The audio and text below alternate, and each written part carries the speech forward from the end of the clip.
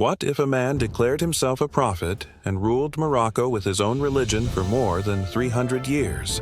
His followers would wage jihad against Islamic empires and claim victory after victory. But who was this man? What was his religion, and why did he hide his face behind a green mask? In present-day Morocco, many people still follow the teachings of the mysterious warrior from the Atlas Mountains. And even though no one knows what he looked like, historians say that he might have been the first martyr of Islam. That's quite a claim, considering that the Prophet Muhammad is considered the founder of Islam. So, if this mysterious man was indeed an early Muslim, why is there so little known about him today? And what did he do to deserve such a prominent place in history? The story begins in the Middle Ages when North Africa was ruled by a Berber dynasty called the Almoravids. Back then, the region we know today as Morocco was known as Maghreb. It was divided into several small states, each ruled by a local lord. However, the lords often clashed with each other and were unable to resist the armies of the Almoravid Empire. In fact, the Almoravids had conquered almost all of North Africa and were preparing for an invasion of Spain. However, they faced fierce resistance from a group of rebels led by a charismatic man named Salih ibn Tarif, also known as the Green Man or the Green Saint. Little is known about his origins, but it's believed that he was born around the year 940 in a small village in the Atlas Mountains. When he was young, he traveled to study in Kairouan, a major center of Islamic scholarship in Tunisia. There, he learned the Quran and the teachings of Islam.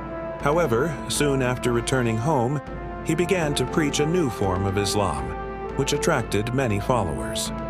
According to legend, Saleh was visited by an angel who gave him a book called the Erumana. This book contained the teachings of a new religion that combined elements of Islam, Christianity, and Judaism. Although there are no copies of this book left, historians believe that it played an important role in the development of Moroccan culture. It's possible that the book contained the teachings of a secret sect of Islam known as the Ismaili, who believed that the true imam or spiritual leader of Islam was not the caliph, but Ali, the cousin and son-in-law of the Prophet Muhammad. Saleh's teachings were a mix of traditional Islam, local Berber customs and beliefs, as well as ideas from other religions. He claimed to be a prophet of God and said that his mission was to spread the message of peace and unity among all people. However, his teachings were seen as a threat by the authorities, and he was forced to flee to the mountains where he continued to preach and gather followers. It wasn't long before Salih had built a loyal following in the mountains, and when the Almoravids tried to arrest him, his followers rose up in arms.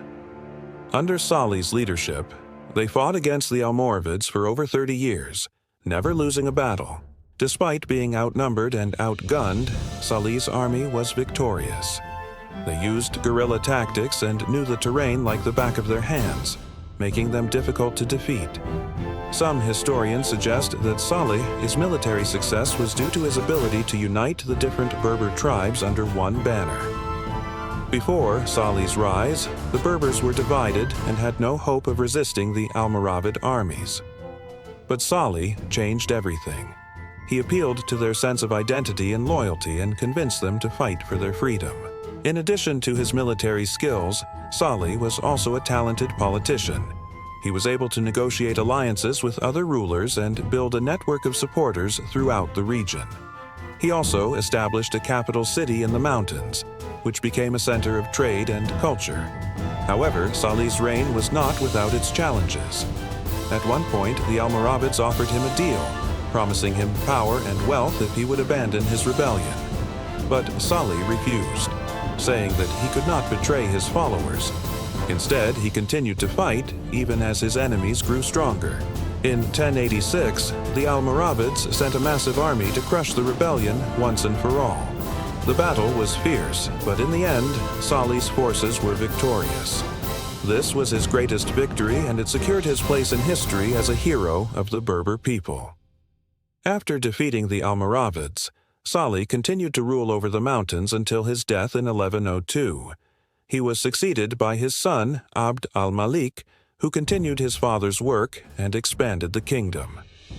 Under Abd al-Malik's rule, the Berbers were able to defeat the Almoravids and establish their independence.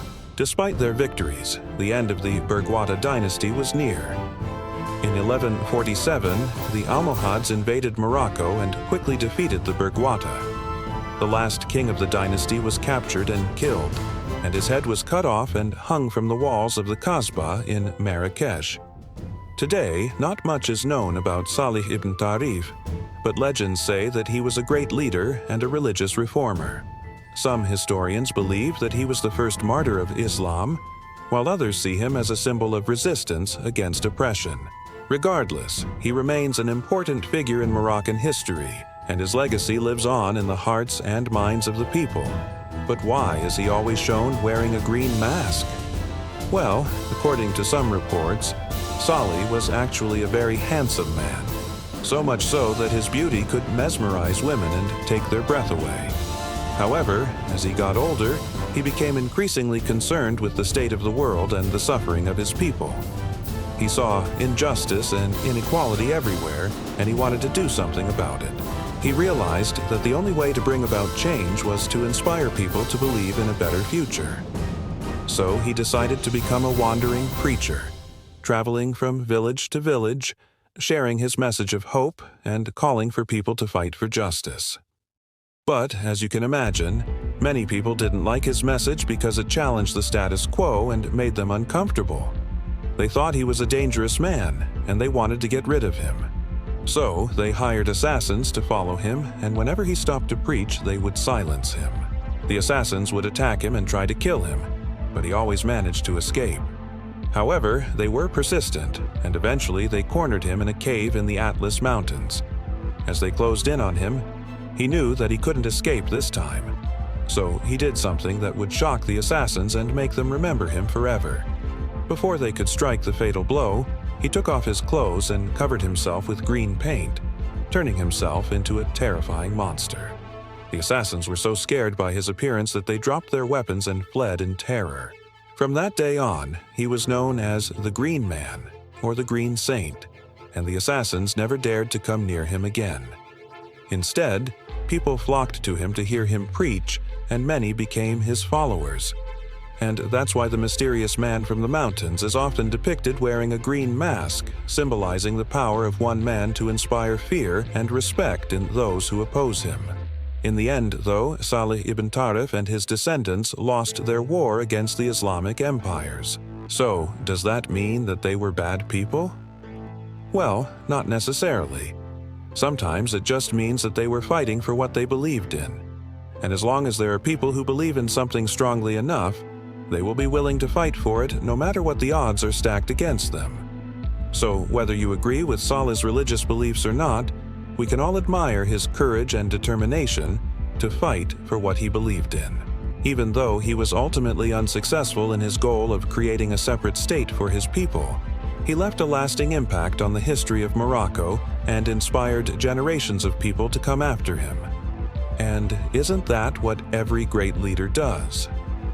So, the next time you're feeling discouraged or like the odds are stacked against you, just remember the story of the man who declared himself a prophet and ruled Morocco for 300 years. Even though he faced countless obstacles and setbacks, he never gave up on his dream of creating a better world. And that's something we can all learn from. Well, folks, that's a wrap on today's episode. We hope you enjoyed this thrilling tale of the mysterious man from the mountains. If you did, don't forget to leave us a like and subscribe for more captivating stories.